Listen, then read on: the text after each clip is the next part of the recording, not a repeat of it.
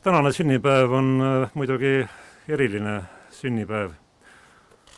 Aga huvitaks, et kas teil on mingisugune rituaal, mida te igal aastal, igal sünnipäeval järgite või teete või kusagil käite või on midagi sellist kindlat välja kujunenud? Ega ma ei pea eriti oma sünnipäevi. No praegu ka, kedagi ei ole kutsutud, aga kõik, kes tulevad, on teretulnud. Võib-olla see põhimõte ongi. Kas te mäletate ka sünnipäeva 30 aastat tagasi?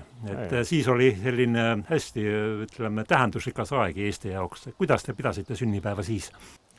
Ega ma ei ütleks, et ma oleks nendest sünnipäevadest väga pidanud.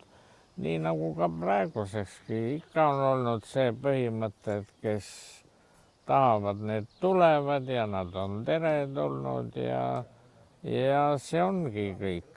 Aga kui tulla nüüd veel ikkagi tagasi selle 30 aastas taguse aja juurde, et see aeg oli sündmustest ulvil, et iga päev oli väga eriline ja iga päev oli just nagu ühe aasta eest vähemasti, aga kui te võtaksite kokku selle 90. aasta, et kuidas seda kokku võtta?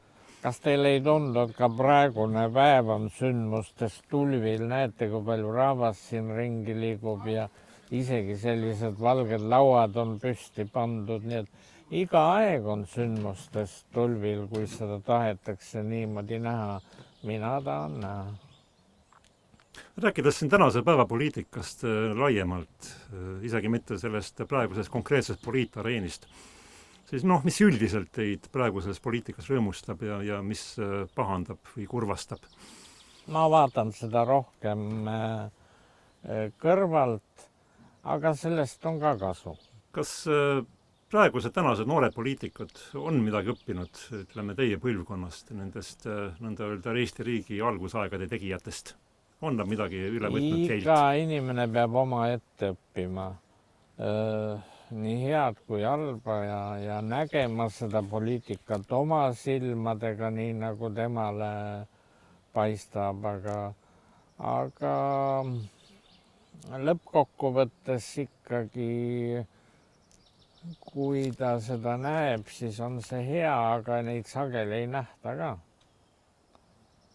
Et aegu tagasi, ka rääkides 90-ndast, 91. aastast, oli selline ühine siht rahval ja Eestil laiemalt, et mis see siht praegu võiks olla? Igal ühel on oma siht praegu. Ma jätkaks veel siis edasi siin jällegi tänase päeva poliitikaga, et mis peaks Eesti poliitikas muutuma või mida peaks siin muutma? Sellest peavad Eesti inimesed ja Eesti poliitikud ise aru saama, ega seda ei saa neile keegi ette kirjutada, ka mina mitte. Kas Eestit valitsevad praegu mingid ohud, valitseb mingi oht või on siiski praegu selline suhteliselt ikkagi vaatamata ka viirusepideemial ikkagi pigem turvaline aeg Eestil? Ükski aeg ei ole turvaline, alati võib millegi otsa komistada ja avastada midagi, millega seni tegelenud ei ole. Kas Eestil on vaja praegu mingeid põhimõttelisi suunamuutusi? Midagi... Ma arvan, et mina näeksin Eesti poliitikat hoopis teisiti, aga seda ei ole võimalik kellelegi ette heita, igaüks valib oma tee. Ja veel päriksin, et kuidas te arvate, et kas keegi kunagi teilt palub vabandust selle pika kohtuasja tekitamise eest, millega teid pikkadeks aastateks ära seoti? Ei usu. Keegi ei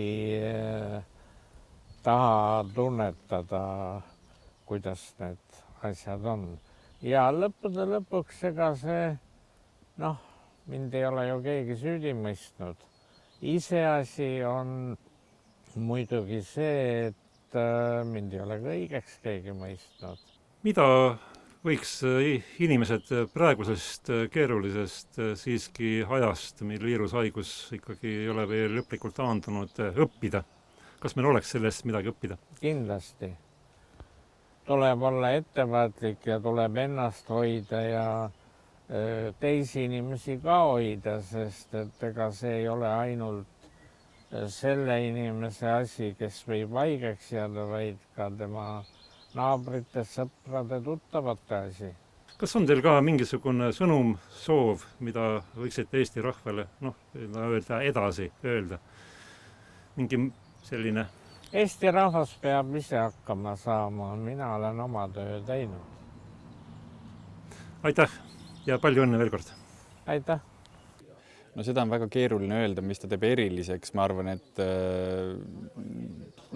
Edgar Savisaar on Edgar Savisaar, et siin selles mõttes ei ole nagu lahti rääkimiseks tõenäoliselt ainult ühte mingit kindlat iseloomustajat tema puhul, aga kui vaadates ka Eesti ajalugu ja tema persooni, siis need on omavahel väga tihedalt seotud. Ma arvan, et meie tutvus temaga ulatub varsti vist isegi, et 20 aasta tagusesse aega ja rohkem hakkasime me suhtlema tegelikult 2000-ndate alguses tõepoolest, kui Tallinnas otsustati taas õpilasmalev käivitada ja tema linnapeana oli väga tugevasti selle idee toetaja ja linna poolt ka ellukutsuja ja hiljem juba kutsus ta mind poliitikasse, nii et eks me nendes valdkondades oleme palju suhelnud ja tegelikult ka tööväliselt. Ja kindlasti soovin Edgarile palju õnne ja head tervist. Ma õnnitlen Edgar Savisaarte 70. juubeli puhul. Edgar Savisaar on väga karismaatiline inimene, et ma arvan, et kui ei oleks teda, siis ei oleks meil kindlasti võib-olla taasiseseisvunud Eestit. Kui ei oleks teda, siis kindlasti oleks Eesti poliitika olnud palju vaesem. Ja ma täna hommikul mõtlesin, et mis eristab Edgar Savisaart teistest suurtest poliitikutest Eestis. Ja see on kindlasti see, et Edgar Savisaar on saanud tegusid teha seetõttu, et tal puudub sisemine hirm. Et need aastad 88, 89, 90, 91 ei oleks tulnud Eestile, kui ei oleks Edgar Savisaart neid tegusid ja neid samme astunud ilma sisemise hirmuta. Neid inimesi, kes suudavad ilma hirmuta elada, neid on vähe ja need inimesed jätavad ajalukku jälje. Ja Edgar on jätnud ajalukku väga suure jälje. Aitäh sulle selle eest, kallis Edgar!